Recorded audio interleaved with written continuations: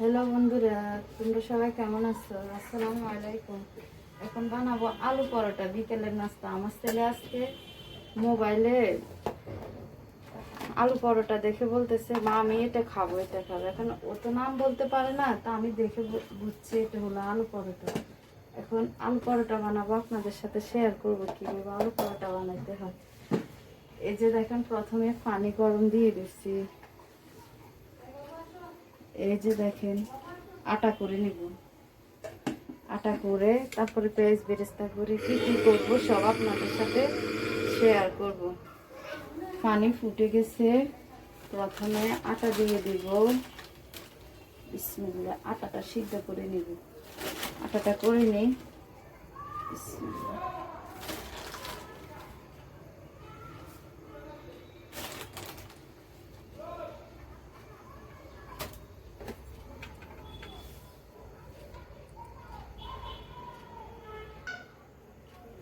এই যে দেখেন, প্রথমে আটা করে নিলাম। প্রথমে আমি আটা করে নিলাম। আবার বলবেন না এতগুলা আলু পরোটা এতগুলা বানাবো না, 4টা বানাবো 4 জনের জন্য। আর এগুলা আমাদের সকালবেলা রুটি খাবে, তো গ্যাস থাকে না, তাই রুটি বানাবো কিছু।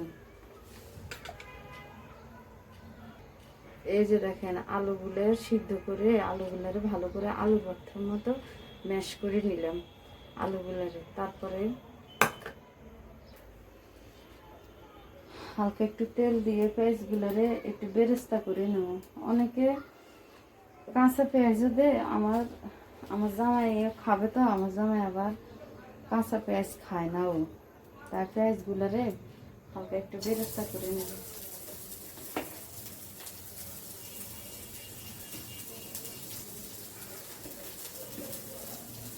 তারপরে 2টা কাঁচামরিচ দিব। কাঁচামরিচটা ভাজিয়ে নিব। আমি কাঁচামরিচ দিব, অনেকে শুকনো মরিচ, যার যেটা পছন্দ।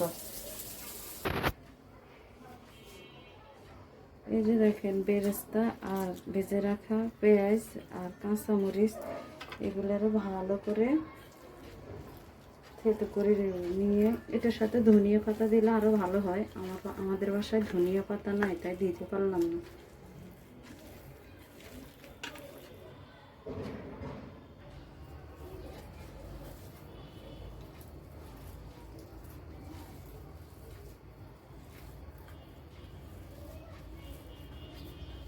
আলু ভর্তাটা করা শেষ। আটাগুলারে ভালো করে মতে নিতে হইব। যত ভালো করে মিশাইব অত রুটি ভালো হয়।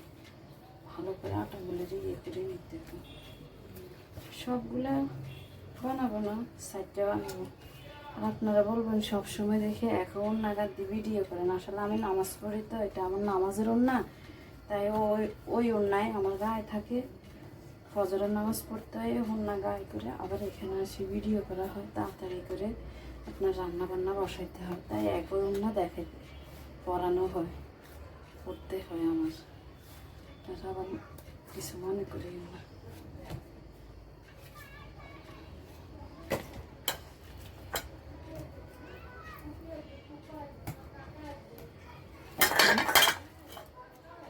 আলুর সাথে আলু আর আটাগুলো একসাথে করে ফেলব।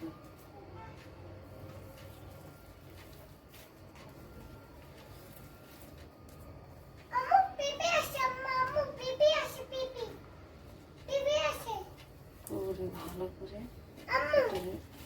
মিশাইতে হবে। এটা ভালো করে মিশাই তারপরে রুটিগুলো করব। কি আম্মু বলো? আটা আর আলু ভালো করে মিশানো হয়ে গেছে।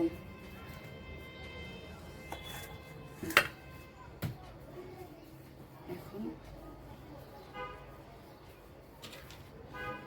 আলু পরোটা বানাবো।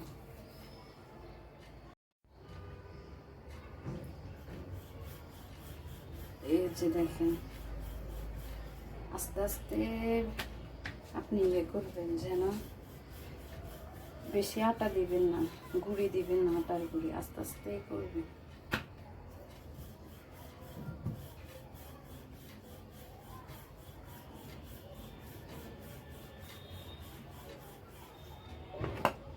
এই যে রেডি হয়ে গেছে আলু পরোটা,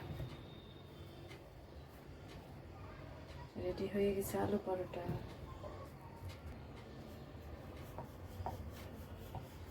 আস্তে আস্তে দিবেন যেন ইয়েতে না ভাজে, নিচে ভাজলে আবার সমস্যা। আর গুঁড়ি বেশি দিবেন না, গুঁড়ি অল্প দিবেন। এটার সাথে ধনিয়া পাতা দিলে আরো ভালো হয়। ধনিয়া পাতা আমাদের বাসায় নাই, ধনিয়া পাতা, তারপরে আপনার গোলমরিচের গুঁড়া, এগুলো দিলে খুব ভালো হয়। এই যে দেখেন আলু পরোটা বানানো শেষ হয়ে গেছে। এখন ছেঁকবো না, মাগরিবের আজান দিয়ে দিছে, নামাজটা পড়ে তারপরে ছেঁকবো। আপনারা মাগরিবের নামাজ পড়ে নেন, নামাজ পড়া শেষ। এখন আসছি পরোটাগুলো ভাজিয়ে নিই, নামাজ পড়া শেষ হয়ে গেছে। বিসমিল্লাহ।